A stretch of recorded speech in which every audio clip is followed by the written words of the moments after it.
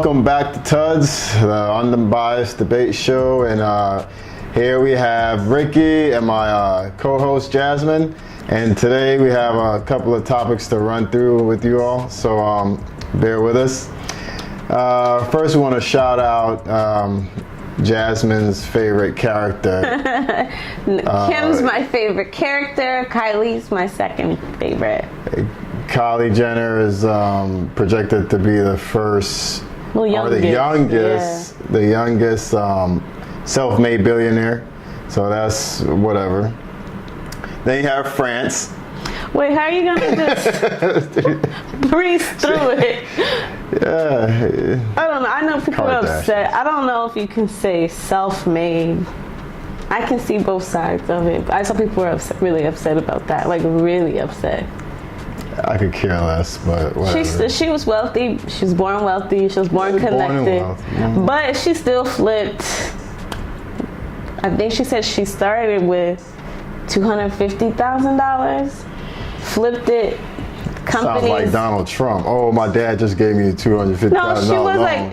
I mean, this was. I read the Forbes article, and I mean, these figures.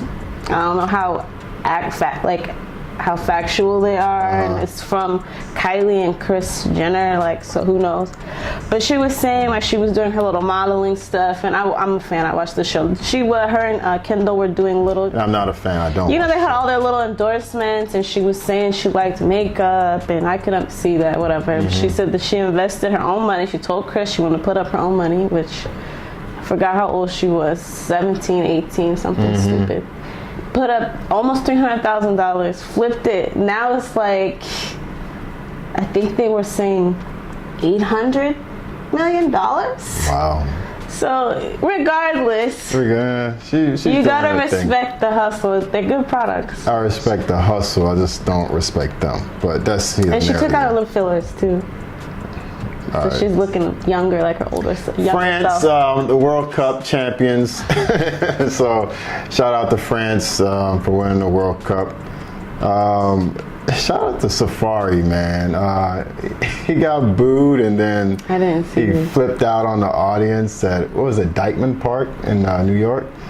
He flipped out on the audience, stuck up his middle finger, told them a whole bunch of F words, and he was performing that one song, 100 on whatever. I don't know any of it. And then they start booing him. I like Safari. Safari, I was in CIAA back in March, and that's when he first dropped that song. And he came to some club I was at, and he was performing it. And I was like, what the hell is this? No one was even he should just cheering or nothing. I was just like, everyone was just like, what is he singing? I mean, he's an attractive guy. He obviously is a good writer. We see what he did with Nicki, but he just doesn't. Allegedly. He just doesn't have like a star quality, and nobody wants to hear. Nobody takes him seriously. No one does. No one takes him seriously. The ladies do. His news drop. They're pretty good. Poor Safari. not poor Safari. All right, our first topic today is should your partner that you're dating that does not live with you, should they have a key to your house? No. I'm never giving a partner a key.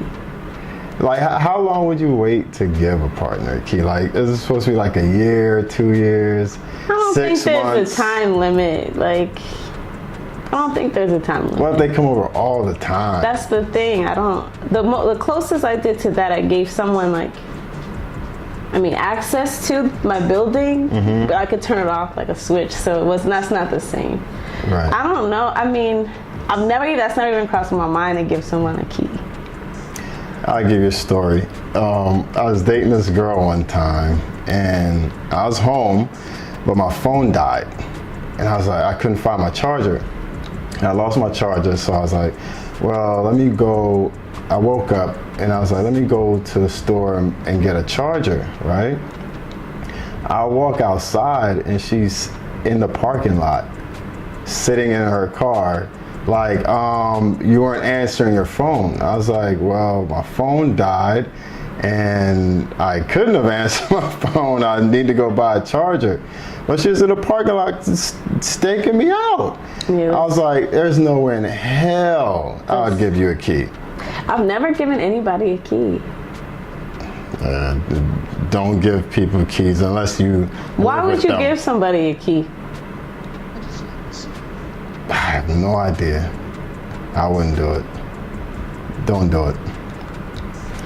Our second topic is the proper way to dump someone. How do you dump someone? What's the proper way? I'll tell you what's not a proper way. I've done it through text. Don't do it through text message. Sue me.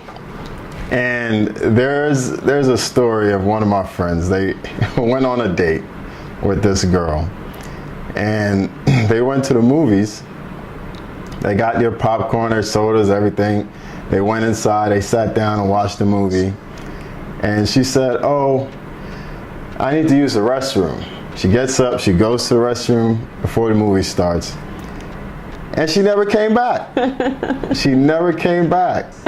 So I'm like, wow, that's just bad.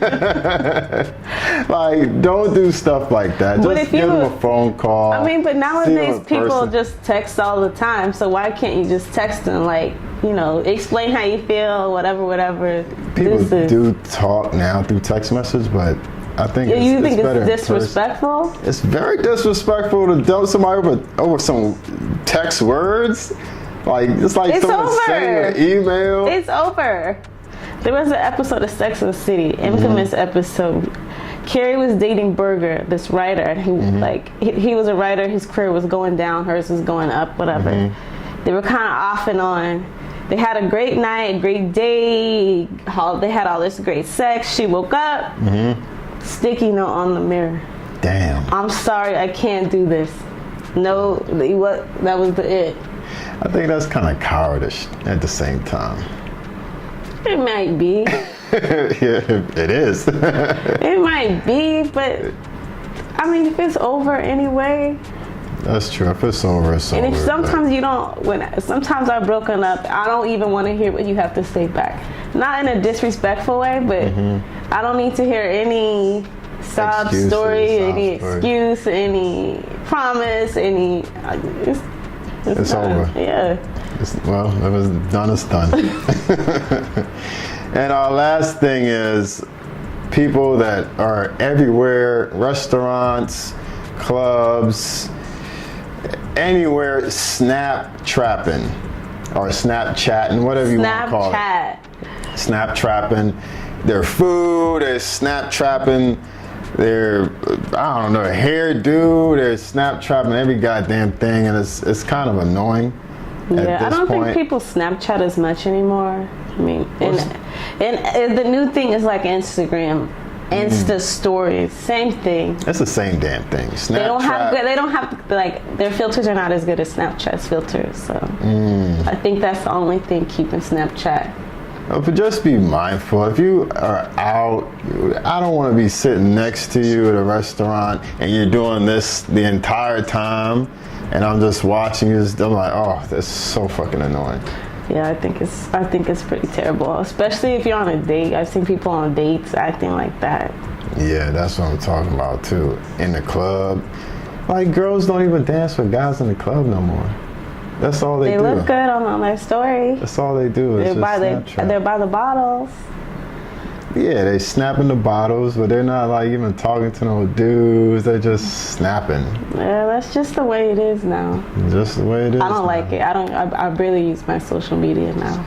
Yeah, same here. Because if you're really out, if you really are popping bottles and you really are shopping and you really are eating or you're really doing whatever you're posting, you don't have time to take a picture, post it, edit it, add stickers to it. It's too much. Facts. So, guys, I hope you like our show. Just get in the comment section. Please subscribe. And thank you very much. Bye.